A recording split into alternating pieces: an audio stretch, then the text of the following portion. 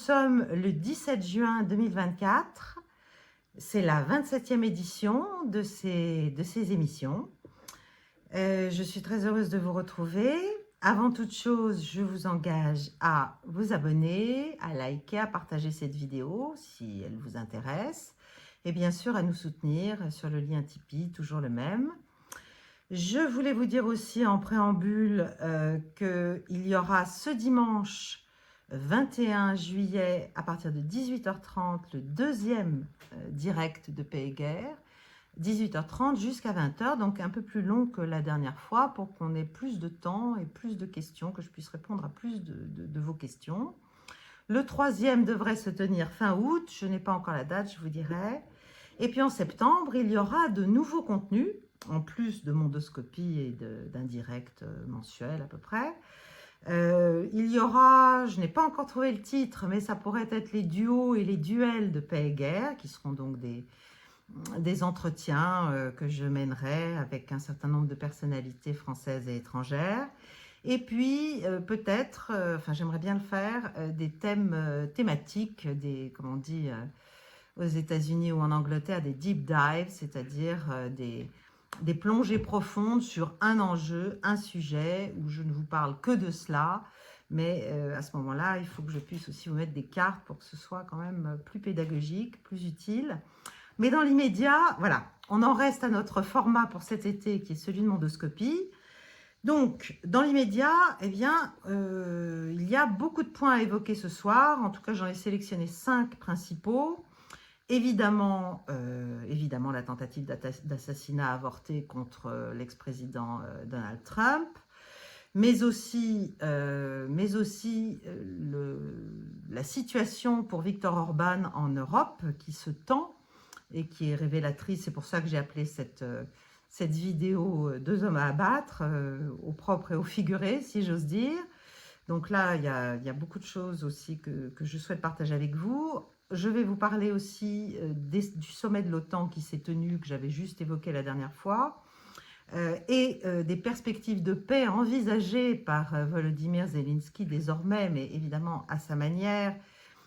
Et voilà, nous parlerons de ce que ça peut donner concrètement, parce que ça semble quand même assez mal engagé sur les bases qu'il a du moins définies. Je vous parlerai aussi de l'Arabie Saoudite et des menaces qui sont désormais faites sur l'Europe et la France, des menaces financières très inquiétantes et qui révèlent bien sûr la poursuite d'une bascule et d'un mouvement que nous continuons à nier malheureusement, mais qui n'en est pas moins là.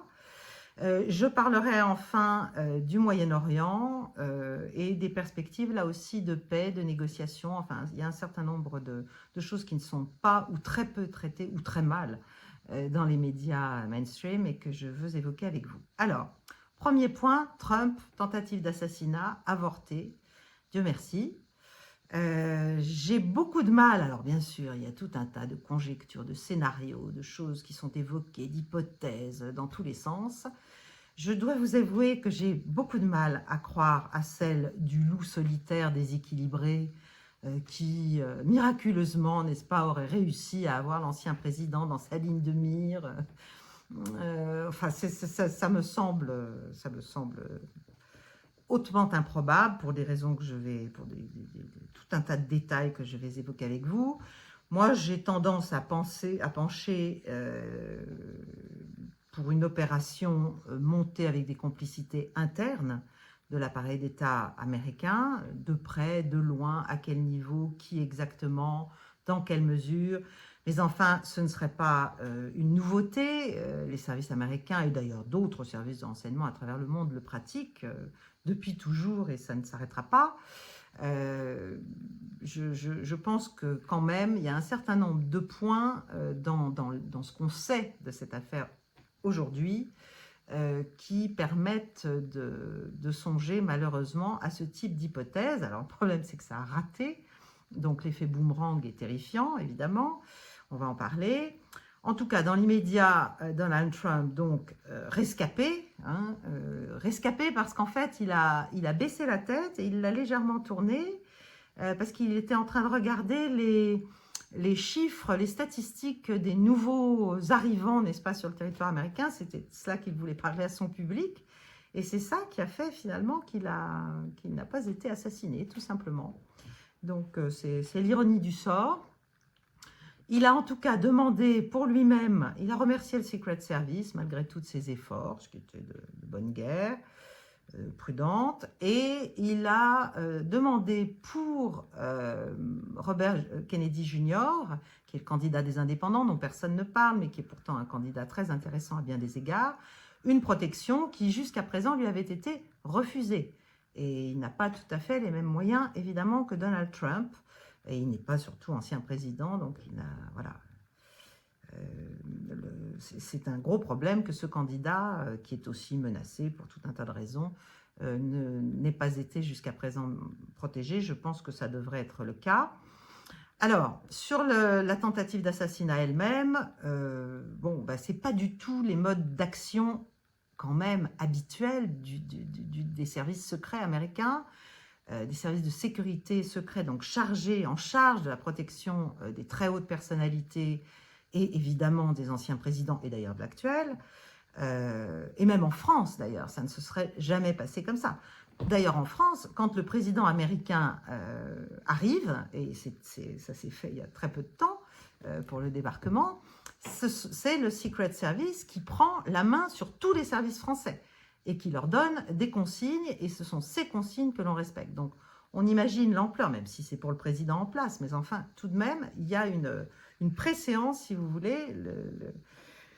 Le Secret Service américain, c'est 2 milliards de dollars de budget, hein, c'est pas une petite boutique, ça dépend du ministère de la Sécurité intérieure américaine, du ministère de l'Intérieur, si vous voulez, donc c'est aussi lié, bien sûr, au FBI, et voilà, ça se fait de manière extrêmement professionnelle. Donc un rallye, enfin un rassemblement comme celui qui a eu lieu à Butler, qui était en plus l'amorce, enfin l'avant-garde immédiate du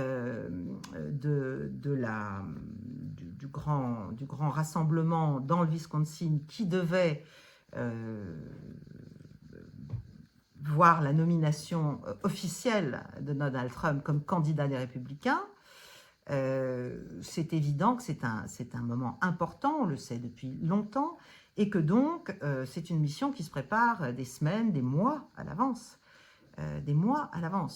Donc il y a une anticipation nécessaire et il y a un screening, il y a véritablement un balayage total de tous les angles possibles de tir, d'attaque, de menaces sur l'orateur, en l'espèce l'ancien président Trump, dans tout l'environnement de l'endroit où il va parler. C'est un peu juste la base. Surtout que là, c'était quasiment au milieu de nulle part, il y avait peu de bâtiments, et le tireur qui a tiré, qui a essayé d'assassiner Donald Trump, était sur le bâtiment le plus haut. Donc c'est assez ahurissant que ce bâtiment n'ait pas été jugé digne d'être protégé sur les toits, à l'intérieur, dessous. Enfin, bon, comment est-il entré? Comment a-t-il fait? Pour Trump, ce que l'on sait, c'est qu'il y a à peu près une cinquantaine de personnes, rien que pour le Secret Service, sachant qu'il y avait aussi les autorités locales qui étaient en charge d'une partie de la protection, mais sous les ordres du Secret Service, et bien sûr des agences fédérales, FBI et autres. Donc, qui est cet individu? Bon, voilà, moi je crois que ce n'est pas du tout un loup solitaire, ça peut être quelqu'un qu'on a sélectionné justement pour ses vulnérabilités diverses ou pour le profil qui paraissait intéressant et qui pouvait permettre de l'aider, de l'entraîner, de le pousser à l'action, de lui expliquer qu'il serait un héros. Dieu sait ce qui s'est passé et évidemment je ne suis pas en mesure de vous le dire et ça n'est pas du complotisme. Il faut quand même à un moment donné, le complotisme c'est bien gentil, mais on peut aussi quand même faire quelques liens, mettre un peu des traits entre des points, si vous voulez, et se rendre compte qu'il y a tout un tas de trucs qui clochent. Donc, il y a beaucoup d'opérations qui se font comme ça. Bon, l'assassinat du président Kennedy est évidemment l'exemple auquel tout le monde pense, mais il y en a d'autres. Il y a eu d'autres tentatives d'assassinat, d'autres assassinats réussis. d'autres attentats dits terroristes, etc., où on fait agir en fait des gens pour pouvoir après dénier bien sûr toute responsabilité. C'est ça l'idée. Et on sait aussi que les services de renseignement américains, l'énorme appareil de renseignement américain, est extrêmement politisé, infiniment plus que chez nous. Donc, dans l'atmosphère que chacun connaît, que chacun a vue, qui n'est d'ailleurs pas qu'aux États-Unis, mais enfin qui aux États-Unis prend des proportions terribles de haine, de polarisation idéologique, de violence verbale, bon, c'est pas très difficile de trouver des candidats, si vous voulez, des candidats au crime. Il faut rappeler aussi que le président Biden, quelques jours, 5 jours avant cette tentative d'assassinat, a fait une déclaration disant qu'il était temps de mettre Donald Trump dans l'œil du taureau, hein, in the bullseye. Ce qui est, voilà. Alors après, évidemment, tout le monde comme ça a raté, n'est-ce pas? C'est les larmes de crocodile, oh mon Dieu, mais c'est terrible, ça ne peut pas se passer comme ça dans notre pays, etc., etc. Enfin, tout ça est d'une hypocrisie assez difficilement supportable et audible, je trouve. En tout cas, ce qui est clair, c'est qu'il n'était pas prévu que le tueur survive. Peut-être le croyait-il lui-même, comme l'ont cru, par exemple, les assassins du Crocus Hall à Moscou. Ils se sont imaginés qu'ils allaient pouvoir rentrer en Ukraine et être accueillis en héros. Bon, voilà. Là, il est clair que ce garçon ne devait pas survivre. Il a été tué immédiatement. Bon,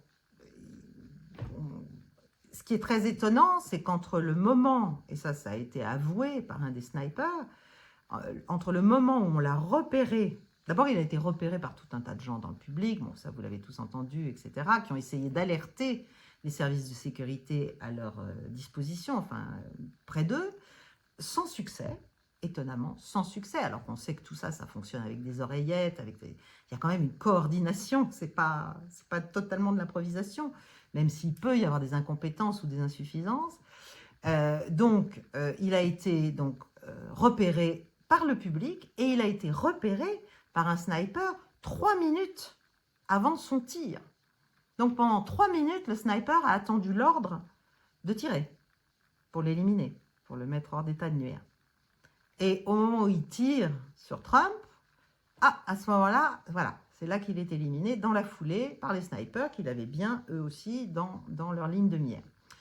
Donc, voilà, tout ça est quand même très bizarre. Ce qui est aussi très bizarre, c'est qu'à l'époque où nous vivons, il n'y avait pas de drone. Il n'y avait manifestement pas de drone de surveillance, ou alors, en tout cas, personne n'en a parlé et personne ne les a listés dans tous les récits qui ont été faits par des spécialistes du dispositif mis en place. Pas de drone aujourd'hui, alors qu'il y en a pour tout et n'importe quoi des drones, n'est-ce pas? Alors, est-ce que c'est un problème de coordination des services? Parce qu'il faut tout envisager, bien sûr. Moi, j'ai mon idée, mais ça n'est que mon idée. Est-ce qu'en fait, comme il était en treillis, avec sa carabine, enfin extrêmement visible, finalement, tout le monde, tous les agents qui ont pu le voir passer ou approcher ou monter dans l'immeuble, dans le building en question, se sont dit, bah, il fait partie du dispositif, c'est peut-être un sniper, etc. Moi, ça me paraît hautement improbable, hautement improbable. Je comprends pas. Voilà, bon, ce qui s'est passé est très étrange. Je pense qu'on a voulu assassiner Trump. Ça fait longtemps d'ailleurs qu'un certain nombre d'experts redoutaient ce type d'événement, puisque on n'arrive pas à l'abattre autrement, ni judiciairement, ni politiquement, ni avec des histoires complètement stupides, de corne-cul, de femmes, bon, ni, enfin, c'est voilà, un homme qu'on a essayé d'impeach, d'empêcher, comme on dit, qu'on a inculpé de tout. Enfin, ça fait 8 ans qu'on le harcèle, si vous voulez, et il est encore là. Et alors là, évidemment, comme il en a réchappé et que... en plus, il a levé le poing, enfin, il a montré qu'il ne se laisserait pas faire. Ça y est, maintenant, c'est pire que tout. Il est encore plus en position de l'emporter, désormais. Voilà, bien sûr, tout peut arriver encore. C'est loin, mois de novembre. Il y a des mois de très haut danger pour tous les candidats, d'ailleurs. Y compris à mon avis pour Biden, mais voilà, je vais vous dire pourquoi, mais ça c'est peut-être un peu de machiavélisme de ma part, mais on peut tout envisager. De toute façon, Trump, il était quand même, il se disait qu'il pourrait bien ne pas aller jusqu'à l'élection, jusqu'au vote du moins. Donc, désormais, c'est un héros, c'est presque un martyr, il a une aura qui s'est encore renforcée. Et donc, la situation pour l'administration Biden est encore plus compliquée. Comment enrayer cette défaite annoncée de plus en plus probable? Est-ce que c'est la tricherie massive? Bon, ça s'est déjà fait, ça s'est déjà vu dans les deux parties d'ailleurs. Est-ce que... Mais ce serait la guerre civile, là. Ce serait là pour le coup très dangereux. Est-ce qu'il faut arriver à faire en sorte que Joe Biden enfin remette le flambeau à quelqu'un d'autre? Mais à qui? Qui peut donc être capable de l'emporter face à Trump dans les circonstances actuelles? Il n'y a pas vraiment d'alternative crédible. Et donc, si Biden ne se retire pas, comment faire? En fait, ça devient de plus en plus difficile. On peut tout imaginer. On peut aussi imaginer qu'il faudrait peut-être éliminer Biden, ce qui serait et puis tout mettre sur le dos, bien sûr, des républicains, de représailles, de je ne sais quoi. Enfin, si vous voulez, voilà, ce genre d'événement, ça ouvre la porte, la boîte de Pandore aux imaginations les plus fertiles, dont la mienne, mais pas seulement.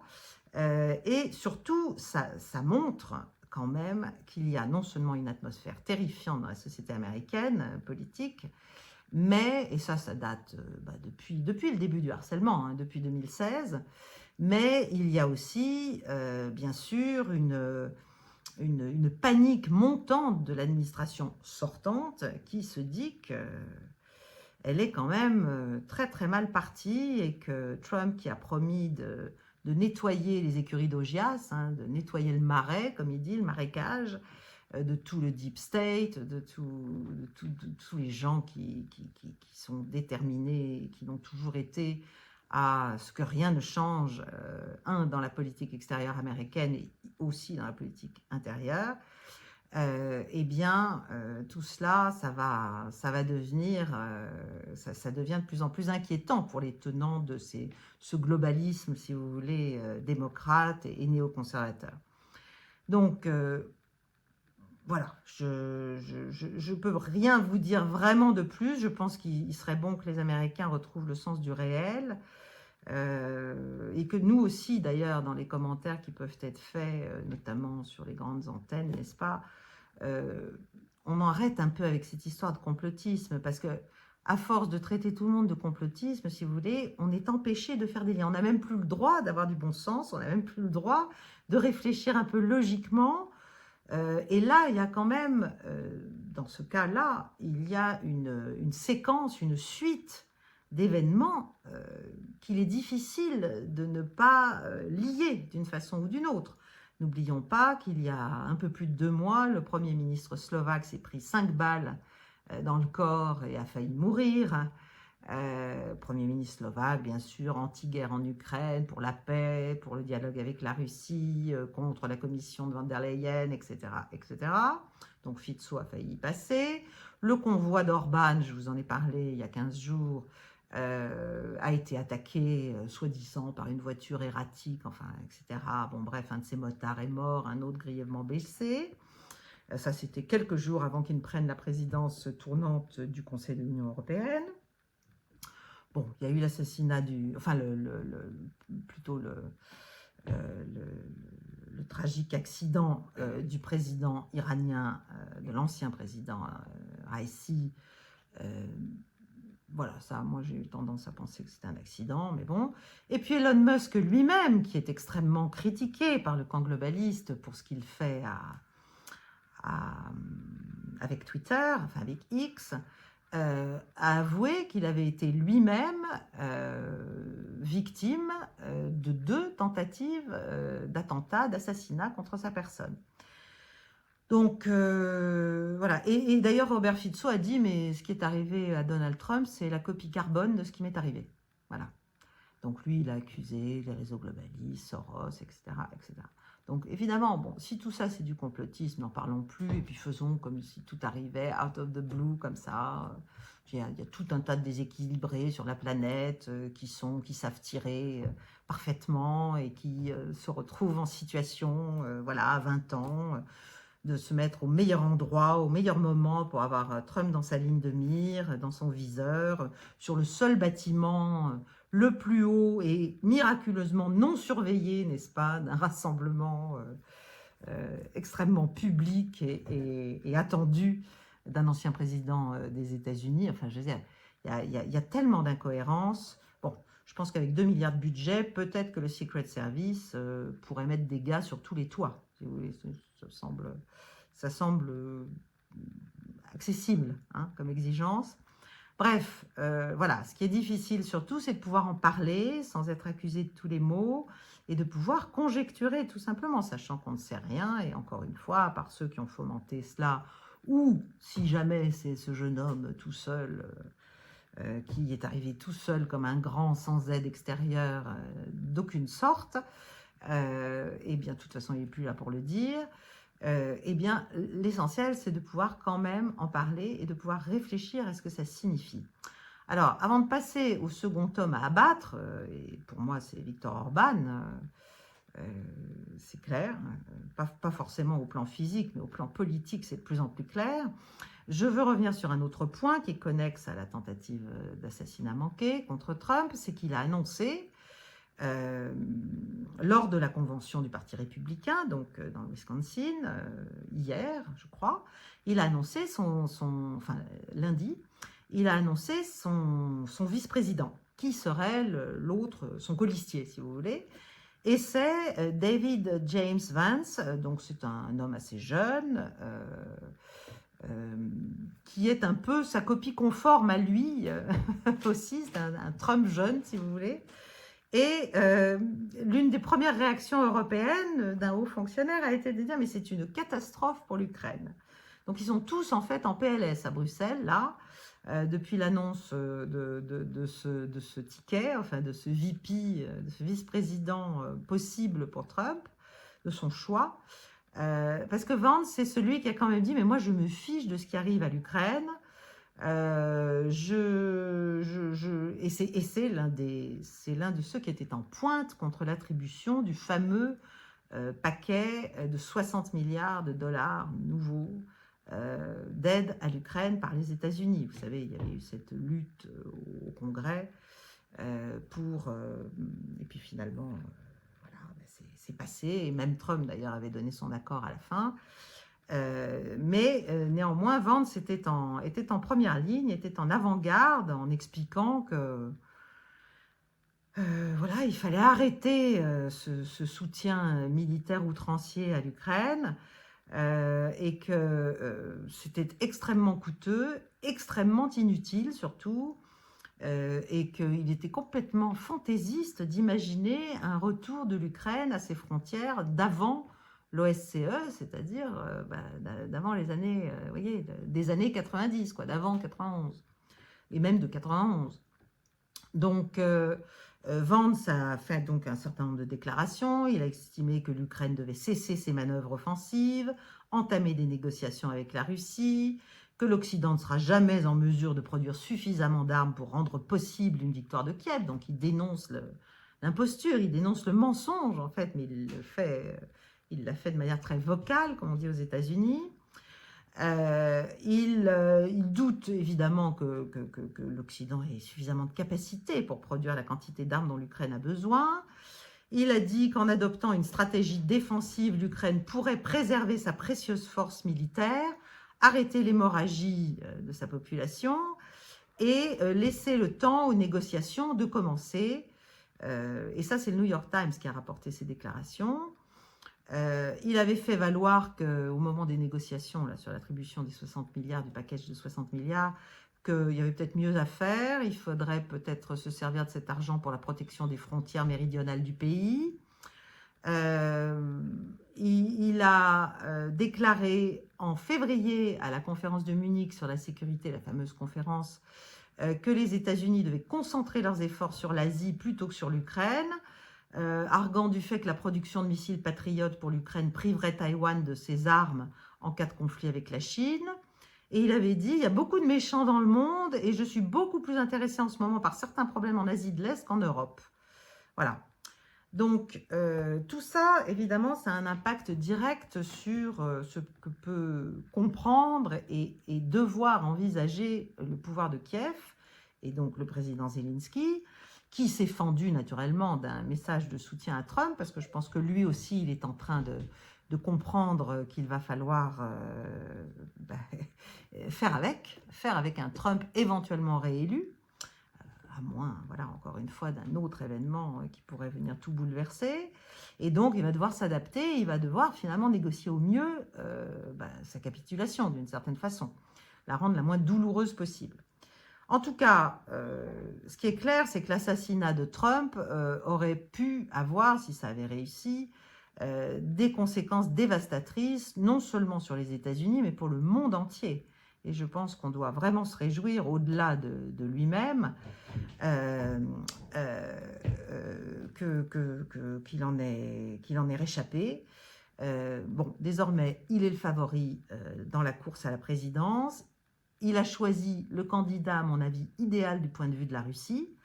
La question maintenant, c'est comment faire en sorte que pendant les 3 mois qui arrivent, eh bien, il n'y ait pas de développement gravissime ou d'escalade, contrôlée ou incontrôlée d'ailleurs, à l'initiative des néocons américains ou du proxy ukrainien, qui puisse déclencher un dérapage non contrôlé cette fois-ci.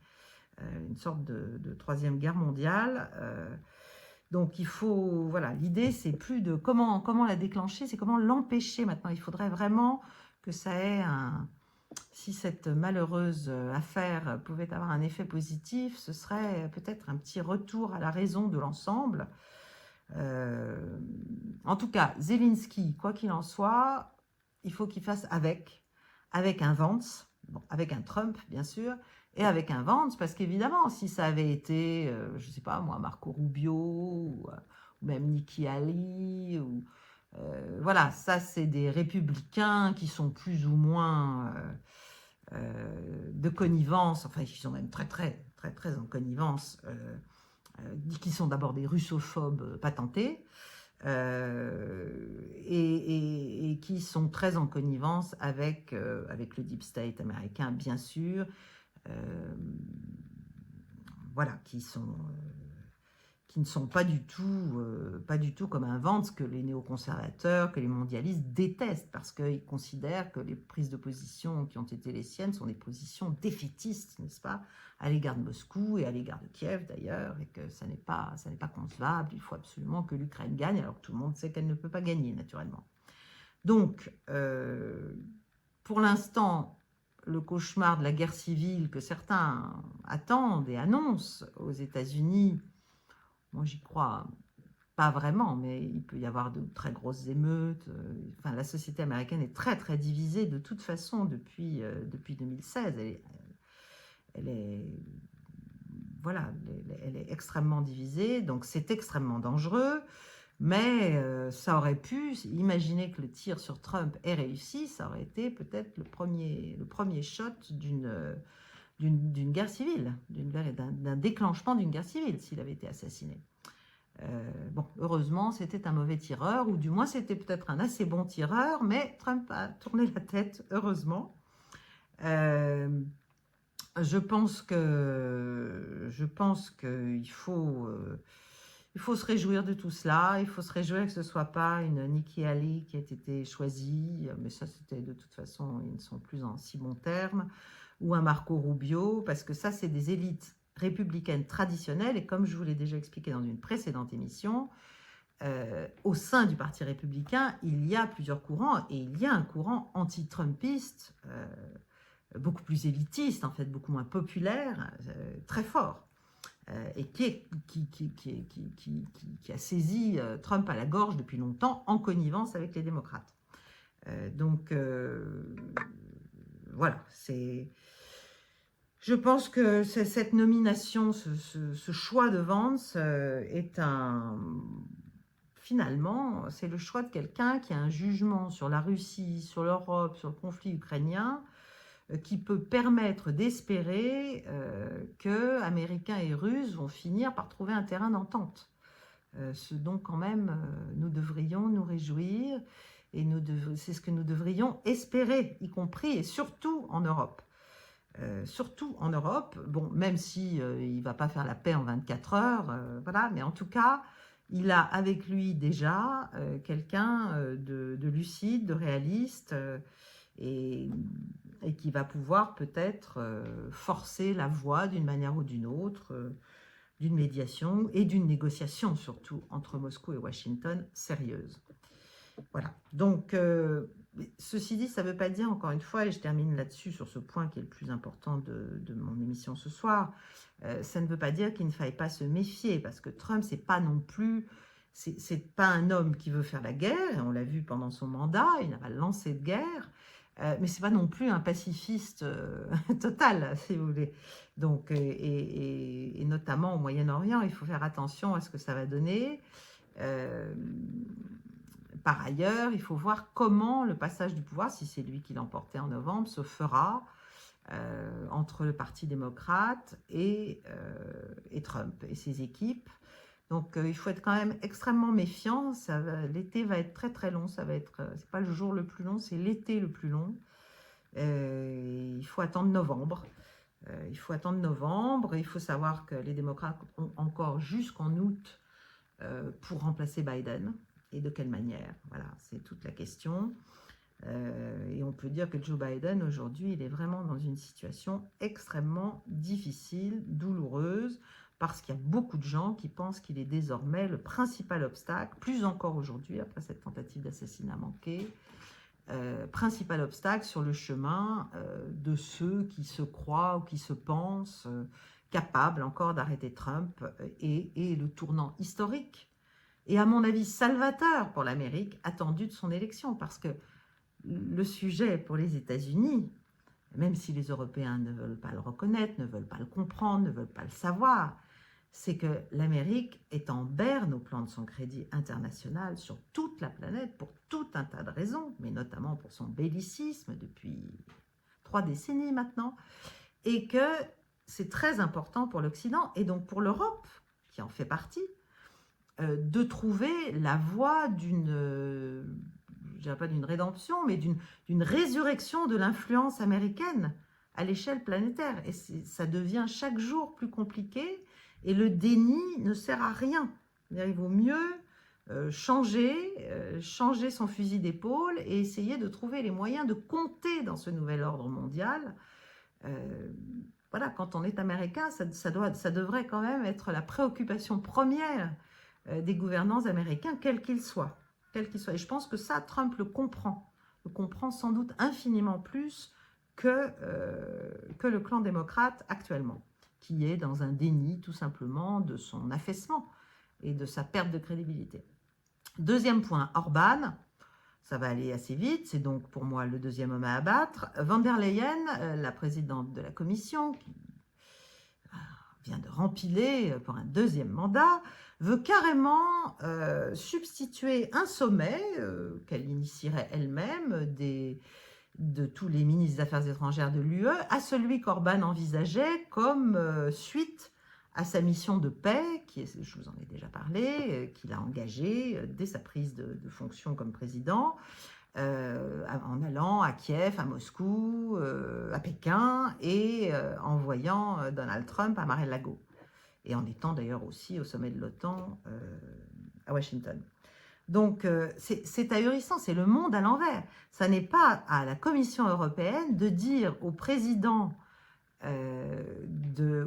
tournant du Conseil de l'Union européenne ce qu'il doit faire, c'est l'inverse. La Commission n'a pas ce type de pouvoir, c'est vraiment s'arroger, certes avec la complaisance de bien des États européens, mais c'est s'arroger des prérogatives qu'elle n'a pas. C'est ahurissant, elle a complètement perdu Là aussi, c'est un signe de panique forte, c'est-à-dire que cette mission engagée par Orban est une mission qui pouvait débloquer la situation sécuritaire et militaire et stratégique entre l'Europe et la Russie, entre l'Ukraine et la Russie, Et au lieu de comprendre que c'est une porte de sortie tout à fait salutaire qu'a essayé d'entrouvrir le leader hongrois, eh bien, on essaie de lui tailler des croupières et de le rendre, de le neutraliser, quoi, de l'empêcher d'agir. Donc, d'ailleurs, il est même question d'écourter sa présidence, n'est-ce pas? À partir du moment où ça ne va pas dans le sens édicté par les petits dictateurs de la Commission, eh bien, on ne voit pas très bien pourquoi est-ce qu'il devrait rester 6 mois président. Enfin, on nage en plein délire. C'est le monde à l'envers, on nage en plein délire. Donc, la Commission continue à expliquer que c'est elle qui fait la pluie et le beau temps. Et évidemment, elle a des alliés, elle trouve d'autres chefs d'État, dont je pense le nôtre, enfin la France en tout cas, qui sont terrifiés face à ce mouvement en Europe qui est en train de se renforcer. Là aussi, je vous ai parlé il y a quelques semaines, au moment où c'était vraiment l'amorce du groupe au Parlement européen initié par Orban, mais qui se remplit de plus en plus de conservateurs européens qui s'appellent Patriots for Europe, dont d'ailleurs il se dit, mais je n'en sais rien, je ne suis pas au courant, mais il se dit que ça pourrait être Jordan Bardella qui pourrait éventuellement le présider à Bruxelles. Donc ce groupe est en train de faire bouger. C'est le groupe de pays qui ont une vision, notamment alors, sur plein de sujets d'ailleurs, hein, sur plein de sujets économiques et sociétaux, mais au plan de la politique étrangère aussi, il y a quand même une vision un tout petit peu plus réaliste, un tout petit peu plus lucide, un tout petit peu plus humble peut-être, de ces pays, donc que ce soit la Tchéquie, l'Autriche, la Slovaquie, bien sûr la Hongrie, mais aussi les Espagnols de Vox, mais donc le Rassemblement national en France, etc., etc. Les Portugais aussi, je crois. Donc là, il y a un tournant qui est en train de se prendre en Europe, et donc la Commission sent, et tout le clan des européistes sent qu'il perd la main, et ben, ils en viennent à proposer finalement des petits abus de pouvoir, hein, des petits abus de fonction, des petits abus d'autorité, voilà. Donc Orban, lui aussi, est en danger, et je pense que ce qui est arrivé à son convoi quand il était à Stuttgart n'est pas un hasard. C'est très inquiétant. Il faut espérer qu'ils tiennent bon, ils tiennent le choc, comme Trump. Voilà. Mon troisième point, c'est le sommet de l'OTAN. Là, je vais revenir brièvement parce que beaucoup de choses ont été dites, y compris publiquement, même si évidemment, dans les grands médias, on essaie de nous expliquer que c'est un formidable succès. Ce sommet, en fait, c'est un désastre. C'est un désastre pour l'Ukraine. On lui a redit gentiment en y mettant les formes que bien sûr on voudrait qu'elle soit là dès que possible, mais c'est pas possible là. Voilà, donc c'est pas maintenant, et puis c'est pas dans un futur immédiat, parce que malgré tout les dangers sont quand même importants. Et de toute façon, l'Alliance ne peut pas, d'ailleurs Orban a dit qu'il s'y opposerait, il y a une unanimité pour accueillir de nouveaux membres, donc, et on n'accueille pas, bien sûr, d'États en guerre. Donc déjà, c'est concrètement impossible, à moins de s'asseoir sur toutes les règles de l'Alliance Atlantique. Mais donc, en dépit des grands mais, si vous voulez, l'Alliance est de plus en plus prise au piège de son discours va-t-en-guerre vis-à-vis de la Russie. On ne se pose toujours pas la seule vraie question, mais enfin, mais qu'est-ce qu'on est allé faire dans cette galère? Ne serait-il pas le temps d'en revenir, de faire marche arrière? Pourquoi faire la guerre à la Russie? Qu'est-ce qu'on en attend? Voilà.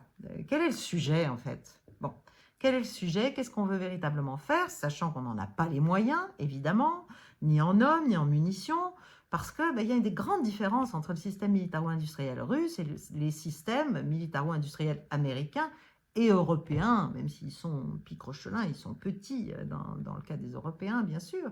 C'est que nos marchands d'armes à nous, ils fonctionnent sur des commandes, ils fonctionnent pour servir des dividendes à leurs actionnaires, ils fonctionnent, enfin, tout ça est dans le cadre d'une économie de marché. C'est pour ça qu'il faut d'ailleurs de la guerre, de l'instabilité, des conflits, il faut de la tension permanente, il faut de quoi justifier toutes ces commandes, n'est-ce pas? Et tous ces bons résultats.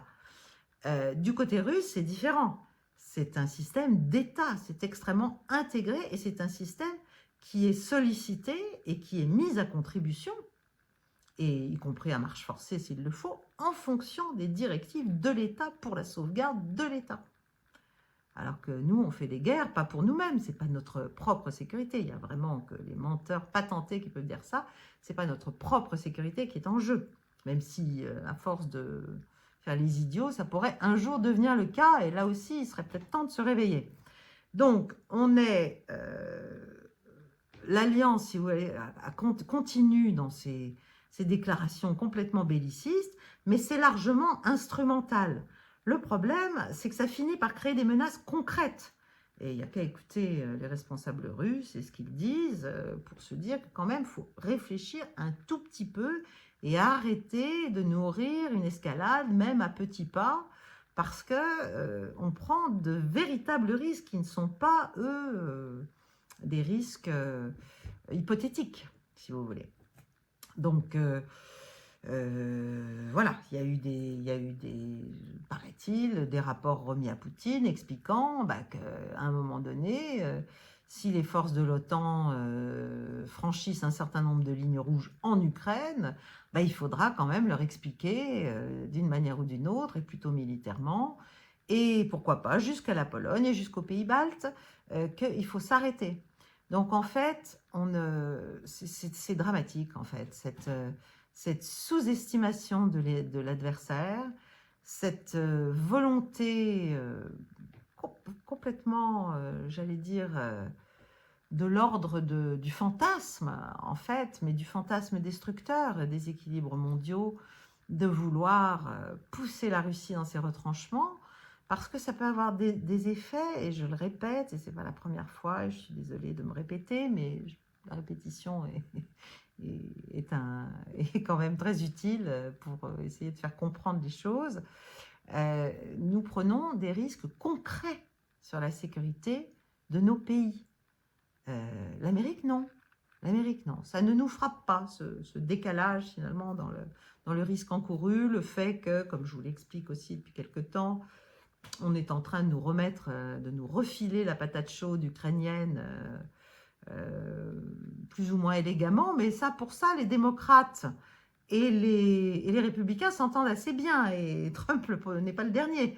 Il considère que maintenant, voilà, bien sûr, il faut faire la paix, mais en tout cas, ce qui a été produit et l'insécurité produite, pour les peuples et les nations européennes, c'est voilà, l'OTAN ne peut pas tout faire, et l'Amérique, en tout cas, ne peut pas tout faire à l'OTAN. Bon. Donc, inquiétons-nous. Quatrième point, Arabie Saoudite saisit des avoirs russes.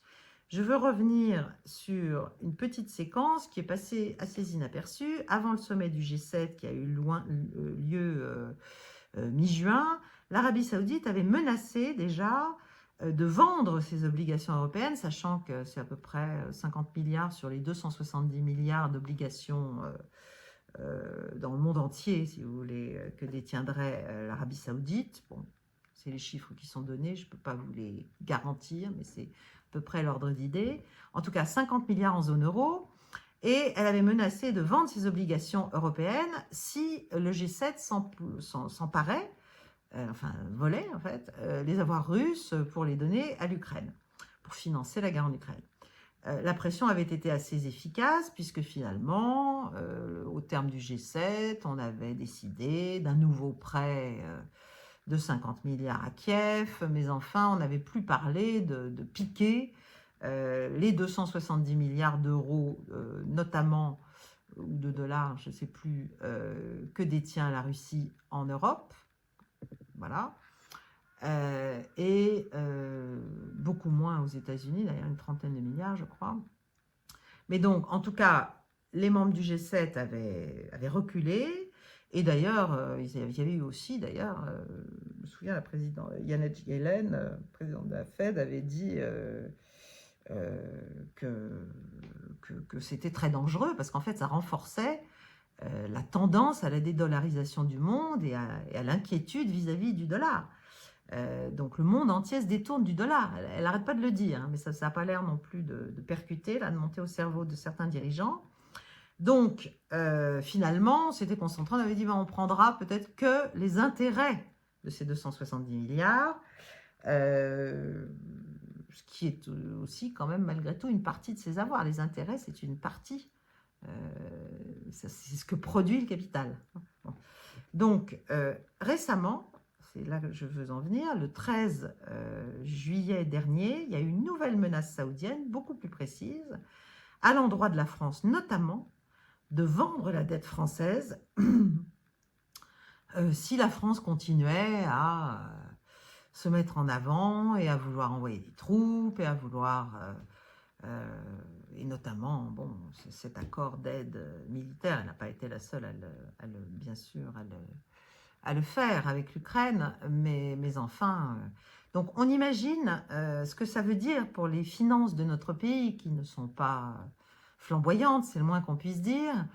Nous sommes déjà vraiment en très très mauvaise posture financière et économique.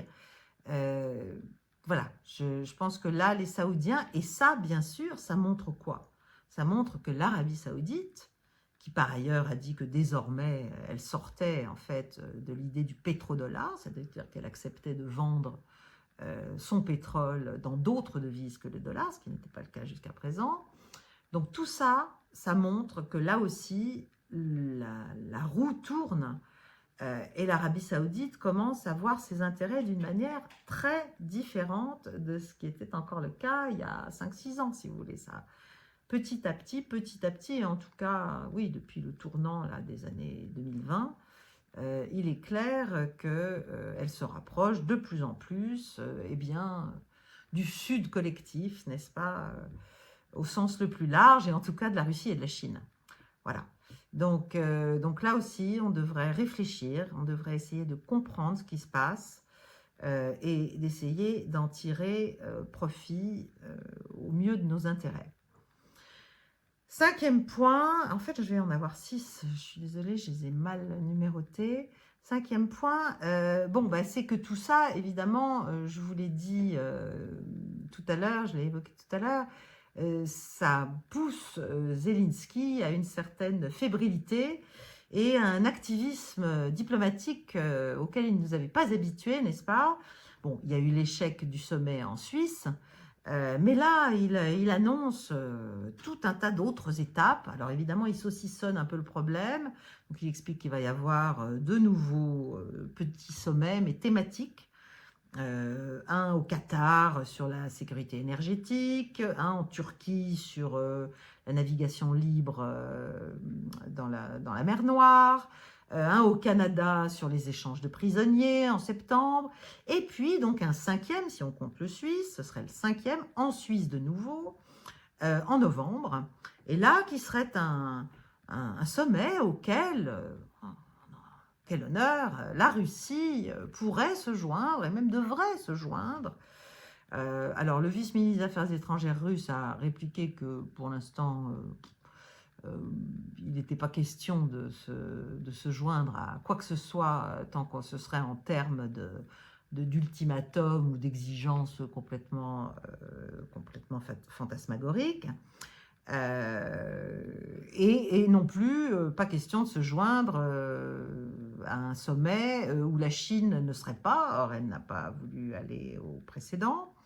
Bref, Zelensky est en train malgré tout d'essayer de mettre ça en place, et d'autant plus évidemment après la mission d'Orban qui lui a ravi la vedette et qui part évidemment dans un très mauvais sens de son point de vue à lui.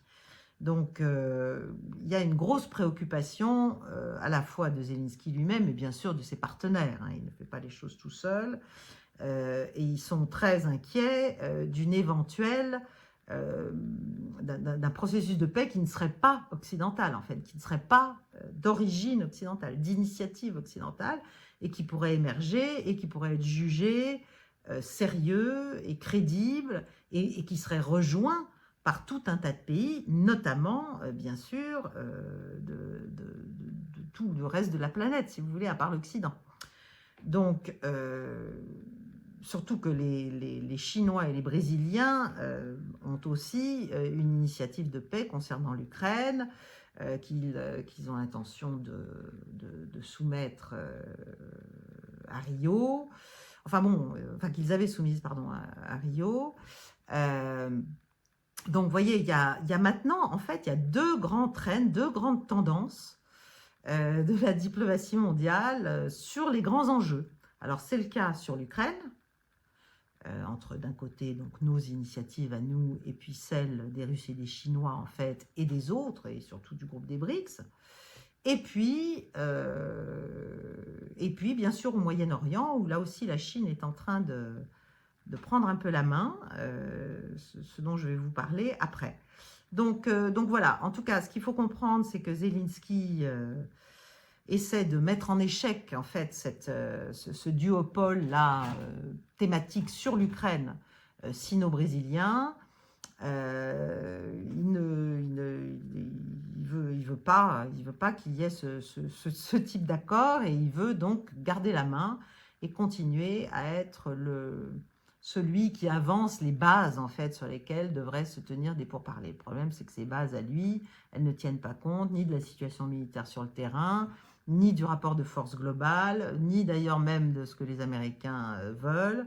Et là, avec la complication de la situation politique américaine, ça ne va pas aller évidemment dans son sens. Donc,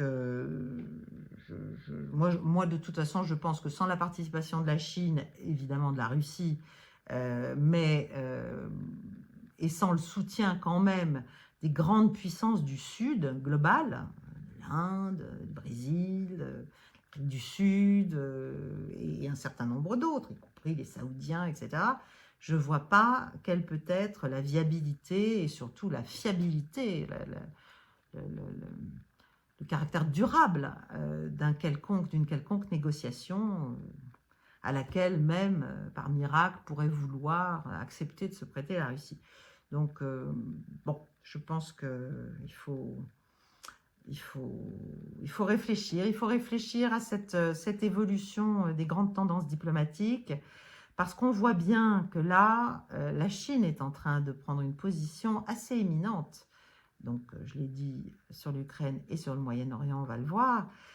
Il faut voir aussi que la Chine, le 9 juillet, il y a quelques jours, vient pour la première fois de faire des manœuvres en Europe conjointes avec la Biélorussie, à quelques kilomètres de la frontière polonaise, et donc à quelques kilomètres de la frontière de l'OTAN. Donc c'est quelque chose, c'est un signe ça, c'est un signe qu'il faut qu'on interprète. Les manœuvres s'appelaient attaque du faucon, n'est-ce pas? Elle montre là sa capacité de projection.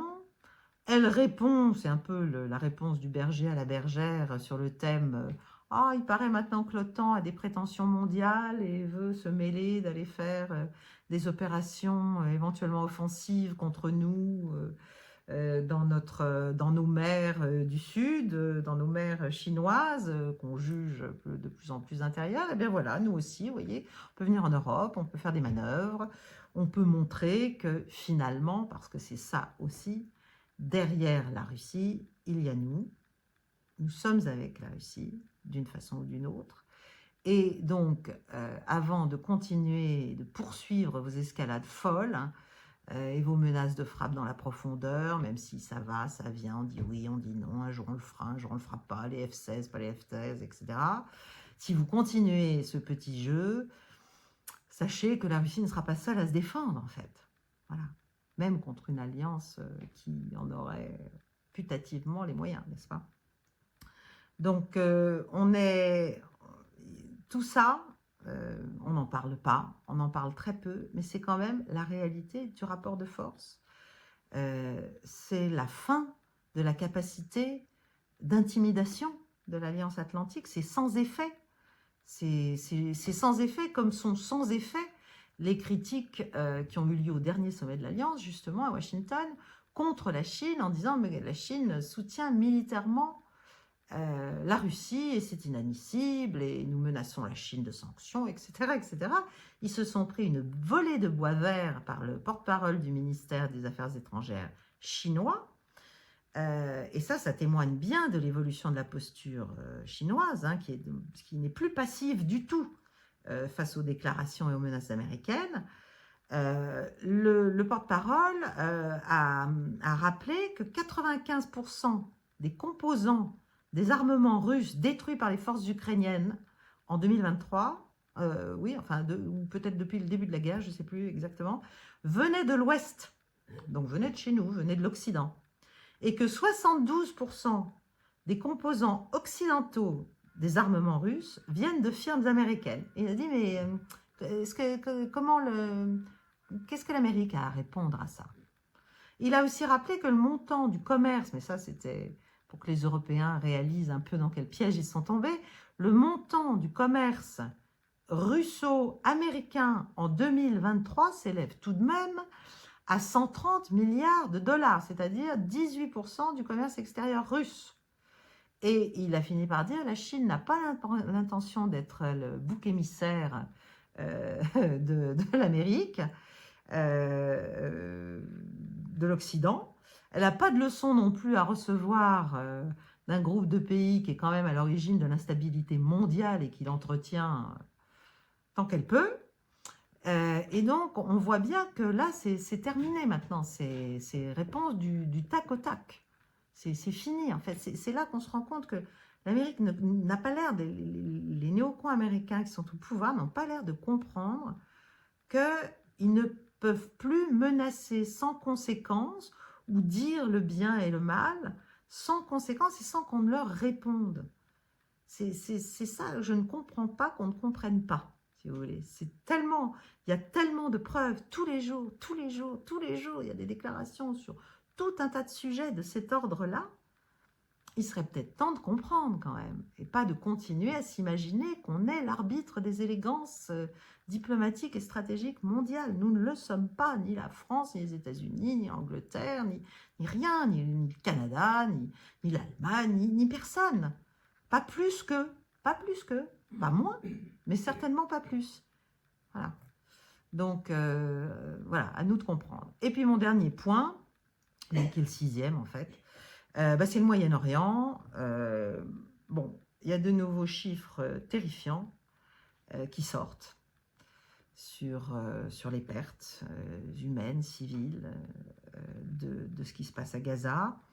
Selon la revue de Lancet, qui est quand même une grande revue, il pourrait y avoir non pas 38 000 morts, ce que déjà Israël conteste, même si certains, enfin, au plan du côté militaire, ne le contestent pas tout à fait, mais en tout cas, officiellement, Israël dit que c'est faux, etc. 38 000 morts selon le ministère de la Santé palestinien. Là, pas du tout. Le Lancet dit qu'il y aurait au moins 186 000 morts, c'est-à-dire 7 à 9% de la population de Gaza, si on se base sur 2,4 millions à peu près, 2 375 000 habitants. John Mearsheimer, le grand géopoliticien qui n'est pas n'importe qui, réaliste américain, lui parle de 250 000 morts. Quant au ministre de la Défense israélien, lui, il dit que, il ne répond pas à ça naturellement, et les journalistes qui ont osé produire ces chiffres sont évidemment voués aux gémonies. Hein. Les journalistes israéliens sont voués aux gémonies, ou les journalistes américains aussi d'ailleurs. Mais le ministre de la Défense israélien, lui, dit qu'ils ont quand même tué ou blessé 60% des membres du Hamas depuis le 7 octobre, et tué 14 000 combattants, 14 000 terroristes du Hamas. Donc, on est toujours dans des positions difficilement concevables et recevables d'ailleurs. Je ne sais pas jusqu'à quand on parviendra à escamoter l'horreur et la réalité de l'opération israélienne, jusqu'à quand on pourra parler de la défense, si vous voulez. Là on est dans des proportions, déjà 38 000 versus 1002, bon, ça n'a plus rien de militaire, ça n'a plus rien de proportionnel. Mais là, on parle de victimes civiles, hein. Même si vous enlevez les 14 000 combattants tués, sur 186 000, il en reste quand même beaucoup. Il faut savoir, ce que je peux dire, c'est que les négociations se poursuivent malgré tout, entre les deux parties, que l'Arabie saoudite pèse très lourd dans ces négociations, parce qu'il y a une forme de chantage exercé vis-à-vis d'Israël s'agissant des accords d'Abraham, puisqu'Israël souhaite beaucoup que l'Arabie Saoudite se joigne aux accords d'Abraham pour les renforcer. Donc Riyad joue avec ça et joue aussi avec les Palestiniens en ce qui concerne la reconstruction. Parce que qui va reconstruire Gaza? Quel argent? Qui? Comment? Alors, il y a eu, il y a tous les jours des opérations terrifiantes sur des camps de réfugiés. Enfin, c'est bon. Le Hamas a récemment tenté de confondre une taupe israélienne en faisant courir un faux bruit sur la mort du leader de sa branche militaire, Mohamed Daïf, qui, voilà, et ils ont manifestement réussi à découvrir là où les taupes, sachant qu'ils sont très infestés, parce que il y a eu donc une attaque, si vous voulez, il y a eu un renseignement donné sur un endroit où se serait trouvé Daesh, et il y a eu donc une attaque qui a quand même fait 90 morts et des centaines de blessés, mais en fait il est sain et sauf, et donc ça a permis au Hamas de savoir qui avait trahi, en fait, voilà, qui avait trahi dans leur rang. Ce qui est vrai aussi, c'est que la tentative d'assassinat manqué contre Trump a redonné des ailes à Benjamin Netanyahou et qu'il essaie d'en profiter un maximum et de profiter au maximum de, j'allais dire, tous les problèmes qu'ont à la fois les Américains et les Européens en ce moment. En plus, il va à Washington dans quelques jours et on sait que le Congrès lui est très favorable, sinon tout acquis. Donc là, il continue. Mais je termine là-dessus, sur la Chine justement, qui prend là encore une place importante au Moyen-Orient, qui veut devenir en fait l'un des médiateurs véritables d'un éventuel apaisement déjà au sein des Palestiniens, du camp palestinien, entre l'autorité palestinienne et le Hamas. Donc essayer de recréer une forme d'unité palestinienne, sachant que le Hamas a déjà dit qu'il était d'accord pour qu'il y ait une administration de la bande de Gaza confiée à une autorité palestinienne indépendante. Bon, ça, je ne sais pas ce que ça veut dire, ça veut dire sans doute des représentants des deux camps. Mais en tout cas, les Chinois se mettent en mouvement pour aider à ce renforcement, en fait, cette consolidation, cette restauration, en fait, de l'entente entre l'autorité palestinienne et le Hamas. Donc, il y aura des rencontres prévues la semaine prochaine à Pékin, avec une étape potentiellement significative, j'espère, dans ces efforts de réconciliation palestinienne. Il est prévu que le numéro 1 de Hamas et le numéro 2 de l'autorité palestinienne du Fatah rencontrent d'abord séparément le ministre Wang Yi chinois des Affaires étrangères, puis qu'ils aient des rencontres bilatérales. Donc c'est quand même quelque chose d'important. Et après cela, si jamais il y avait des résultats, je pense qu'il est dans l'idée de la Chine de compter aussi et d'aider à un apaisement de la région du Moyen-Orient. Donc voilà, je termine sur quelque chose d'un peu positif. Là encore, ça aurait pu être la France, qui, comme de la même manière qu'Orban est allé faire une tournée pour la paix en Ukraine, ça aurait pu être Paris. Et bien là aussi, pour réconcilier, on aurait pu sans doute jouer une carte, peut-être pas aussi éminente que la diplomatie chinoise dans sa forme actuelle, évidemment, et dans la forme actuelle de notre diplomatie, mais on aurait pu avoir sans doute un effet important et positif. Malheureusement, on est nous-mêmes dans un tel marasme économique et politique que c'est compliqué d'envisager de telles initiatives. Voilà, je vous quitte là-dessus. J'ai été trop longue comme d'habitude, mais je voulais vous parler de pas mal de choses. Je vous remercie donc de faire tout ce que je vous ai demandé de faire au début de l'émission.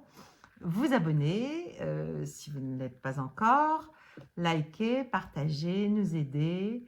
Et je vous retrouve ce dimanche 21 juillet à 18h30 pour un direct et pour pouvoir répondre à un certain nombre de questions. Et je vous referai en première partie un petit résumé de ce qui se sera passé entre maintenant et dimanche.